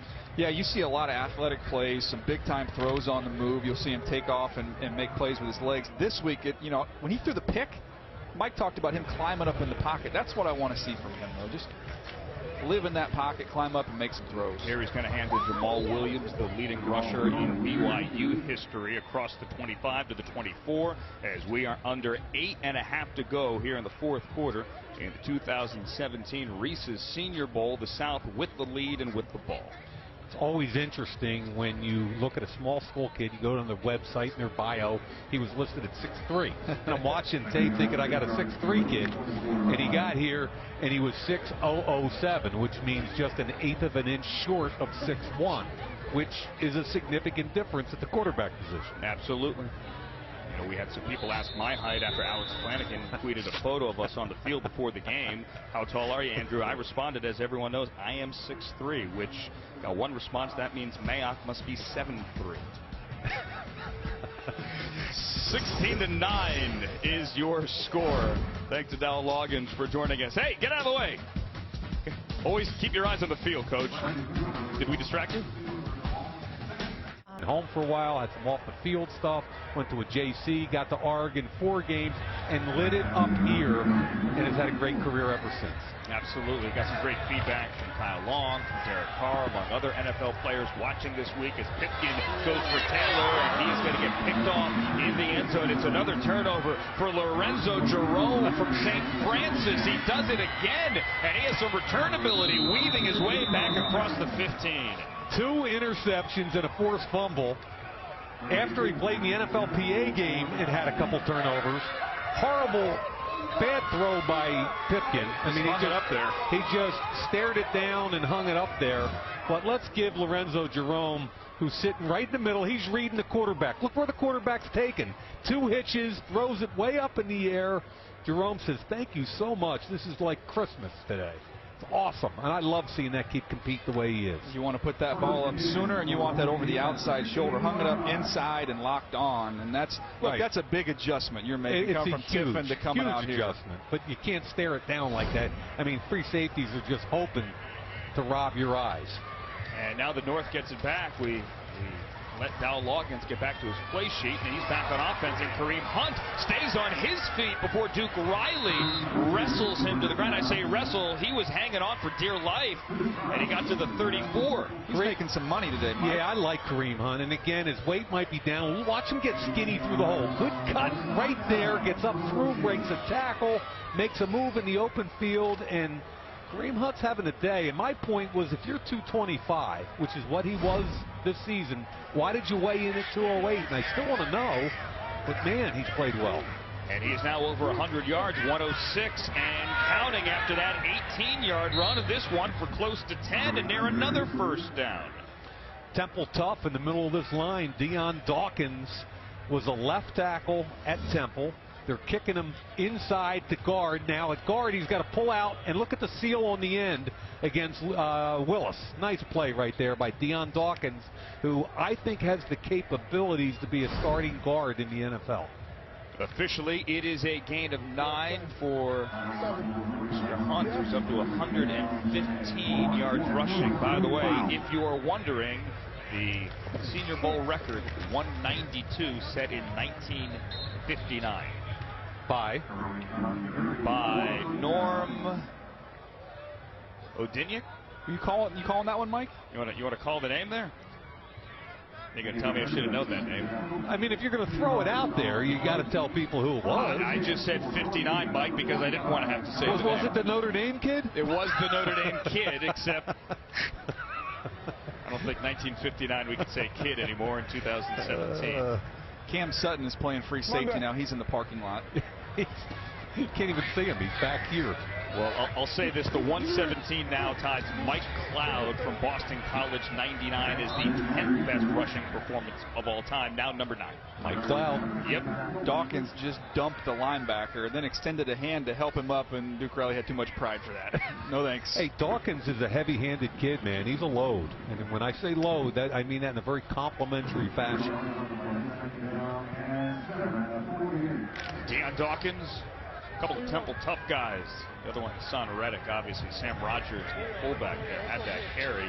And Rogers out of Virginia Tech is going to stay in the game. The fullback has the single setback here as Peterman is going to throw it down. There's your guy, DJ.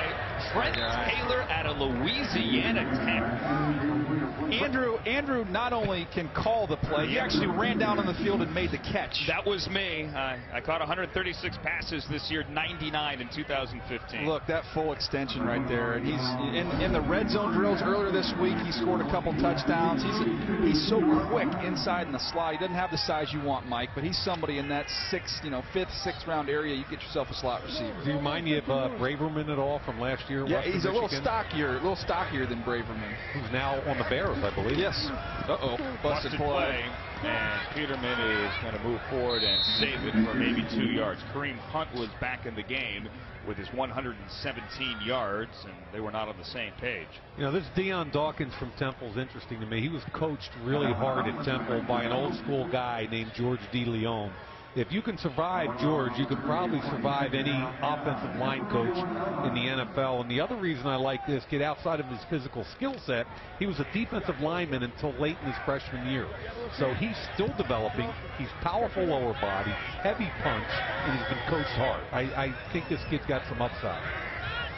16-9 to the North punch this thing in. There's a throw over the middle and a completion for a first down to the tight end Jeremy Sprinkle out of Arkansas. Nice job working through your progression there by Peterman. Yeah, and you don't see that a lot with college quarterbacks. When he has time, he's really good with DJ. Take us through his vision here in the pocket. Yeah, you're going to see he's going to work outside in. He's got a layup underneath, but he realized I got a little more. He clears the linebacker and puts it right on him. Yeah, he saw Duke Riley jump the route that was short, and he threw it over top. That's a nice read. Jeremy Sprinkle earlier in the week wore the traditional Arkansas helmet there. He's wearing the chrome Arkansas helmet. As Kareem Hunt is back in the game, takes the handoff, running right, gets out of one tackle, spins through another, and gets about a yard. Don't tell me these coaches don't want to win either. I think Peterman's got a little bit more than a third of the reps here in this game, Mike. All I know is if they score, they better go for 2. Well, look, they're trying to score here. You've got your best quarterback on your roster in Peterman, and then they've had Zay Jones on one side, Cooper Kupp on the other side. They've had their best back for the most part, their Hunt in there. Yep. So they're trying to get this thing in. Hey, all you got to do is scratch a coach, and you're going to find a competitor. There's no doubt. Guys, we have NFL overtime rules in effect today. No, we don't. If We're you're leaving. Planning ahead. Sam Rogers, the fullback from Virginia Tech, alone in the backfield, and Peterman is going to throw to Zay Jones, who makes the catch, gets out of a tackle from Duke Riley and stretches that ball. He's going to be shy of a first down. Watch the clock here as we wind down towards 2 minutes remaining. It's going to be 3rd and 3. This Duke Riley's a player. He can run. I mean, I put tape on to watch Kendall Beckwith from LSU, and I'm going, who's this other dude? And he's running all over the field, undersized linebacker. And he'll be a core special teams player while he learns how to play the NFL game. Can they get this away before the 2-minute warning on a 3rd and 3? Peterman out of the shotgun. At 2 minutes, they're going to let him play. Peterman back in the end zone. Too high for Zay Jones. Zay Jones had it all day long, and Peterman with a bad throw. Would have been his 3rd, almost would-be touchdown back of the end zone. This is the pick by Lorenzo Jerome. What a day he's having to set this up. Family loves it, as well they should.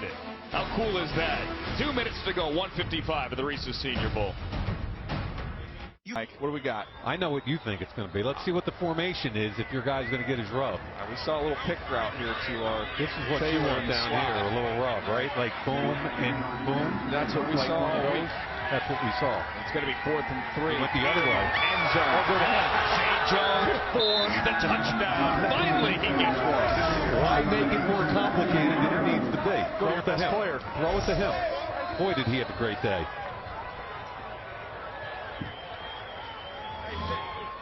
My hat's off to this kid right here. Boom and in. And that's all they're looking for. As soon as that linebacker clears, he's got a clean underneath throw. And here's a guy who not only had a great week of practice, he backed it up in the game. And they're going to keep the offense on the field. Gentlemen, are you happy with 1:51 to go? John Fox and Dow Loggins says go back out there. And you have Cooper Kupp and Trent Taylor to the right. You got Zay Jones to the left. And we have a timeout from the south to talk things over. Hugh Jackson wanted to see the formation. Taking this seriously. Oh, this is fun. As they have been all week. And tied in there as well. Number 80, Michael Roberts out of Toledo, who made plays in practice all week. Can't forget about him. Over quick backside if you need help. 1:51 to go. The two-point conversion would give the North John Fox the win, or rather the lead over Hugh Jackson and the South. Andrew, Zay Jones had 22 catches in one game this year. 22. Led FBS, Mike, with 158. He averaged 145.5 yards a game. And by the way, 22 receptions wasn't against, you know, JoJo the dog-faced boy. It was against South Carolina. It was South Carolina. I mean, the kid's got some production, toughness. He showed quickness. He catches everything. You want to talk about why the Senior Bowl helps kids? Take a snapshot of this game in Zay Jones. That 22 was one off the FBS record. His dad, Robert Jones, the three-time Super Bowl champion, the former linebacker for the Dallas Cowboys, and now Zay Jones for the two-point conversion, bottom of the screen. As they try to roll right, throwing it up for grabs, back of the end zone, and that's going to be intercepted. Either way, the conversion fails, and the South, as you got Harvey Longy and they're the BYU linebacker, the South holds the ball at 16-15. There's not going to be an onside kick because there are no kickoffs here after scores. There's an interception of the two-point conversion. South takes over. With 1:51 to go here. Land People Stadium, Mobile, Alabama. Hugh Jackson's team has turned the ball over 5 times. Antonio Pipkin has thrown 2 picks. Maybe that's why they're having Pipkin run the ball on the keeper. He's going to get room over the left side and first down yardage. That's where he's really comfortable too, Mike. I wish they would have let him maybe run a little bit earlier. Maybe it would get rid of some of those nerves early on. Yeah, you can see his ability. I mean, he's an athletic kid with a strong arm. It's just he needs to be polished a lot. He needs a lot of work, a lot of reps. Practice squad. I think that's where you'll see him next year. He's a classic case for a practice squad. Yep. I know you mentioned Seattle earlier in the week. They had Javon Boykin as their backup to Russell Wilson, would fit that system certainly. Pipkin gets 14 there, and now the fullback Freddie Stevenson from FSU is going to take the handoff and run right up the middle into the arms of Ben Gideon as Hugh Jackson wants to keep this clock moving, but it's going to get stopped here by the North with 1:37 to go. 30-second timeout. Remember, we talked earlier in the game that the fullback Freddie Stevenson, and the comment was, hey, in the fourth quarter, if you're trying to run the clock out, he can dot the I, be an I back, because he can run, he can catch. He's a big, powerful kid, not a conventional fullback. Yeah, your 4-minute back. Yep.